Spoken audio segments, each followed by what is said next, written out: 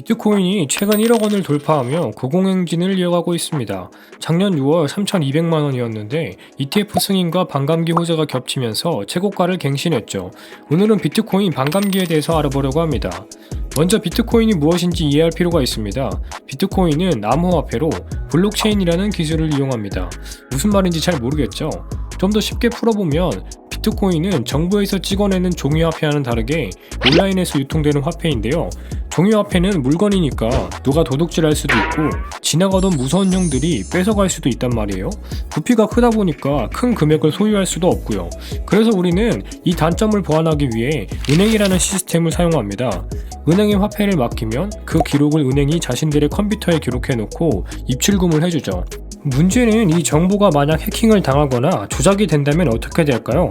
은행에 기록되어 있던 내 돈의 기록이 삭제되면 바로 거지가 되는 거잖아요.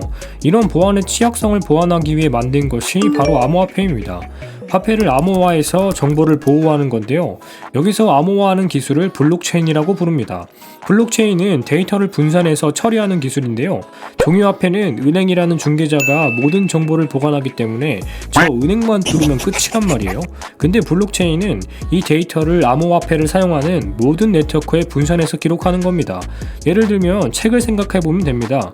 책은 동일한 내용을 수천 권을 만들죠. 그럼 책 한 권의 내용을 조작하더라도 수천 권의 책이 남아있어서 그 내용은 변하지 않습니다. 다른 책을 통해서 교차 검증이 되는 거죠. 이처럼 네트워크에 참여하는 모든 사람들에게 정보를 분산하는 공공거래장부를 만들고 이것을 블록이라고 합니다. 이 블록을 체인처럼 시간 순서대로 엮어서 해킹을 방지하는 거죠. 그리고 이 공공장부를 검증하는 과정을 채굴이라고 합니다. 공공장부에 저장되는 정보들은 해시 함수를 통해 암호화되는데요. 쉽게 예를 들어보면 공공장부에 난 호구다라고 적어놓으면 이것이 암호화되어서 엄청 복잡하고 규칙성이나 연관성이 없는 숫자로 입력되어 있는 겁니다. 이 장부를 다시 검증하려면 이 숫자를 해독해서 원래의 것과 비교를 해야 되잖아요. 이 연산 과정이 워낙 복잡하다 보니까 정말 다수의 컴퓨터가 필요하고요. 컴퓨터의 연산을 통해서 블록에 저장된 정보들을 검증해야 하는 겁니다. 그 검증에 필요한 연산을 하는 과정을 채굴이라고 하는 거죠. 이렇게 하나의 블록을 채굴해내면 다 검증된 블록이 생기겠죠. 이 블록이 이전 블록과 시간 순서대로 체인으로 연결됩니다. 그리고 그 연산을 풀어낸 대가로 암호화폐를 제공하는 거죠. 근데 이 채굴 과정은 블록이 거듭될수록 더 어렵고 보상은 덜 주는 방식으로 설계되어 있습니다. 처음 비트코인 채굴에 성공했을 때는 50비트코인을 보상으로 줬거든요. 하지만 2012년에는 25개, 2016년에는 12.5개, 2020년 이후부터 현재까지는 6.25개를 보상으로 받습니다. 이렇게 약 4년마다 채굴 보상이 반으로 줄어들게끔 설계가 되어 있고요. 그래서 이것을 반감기라고 부르는 겁니다.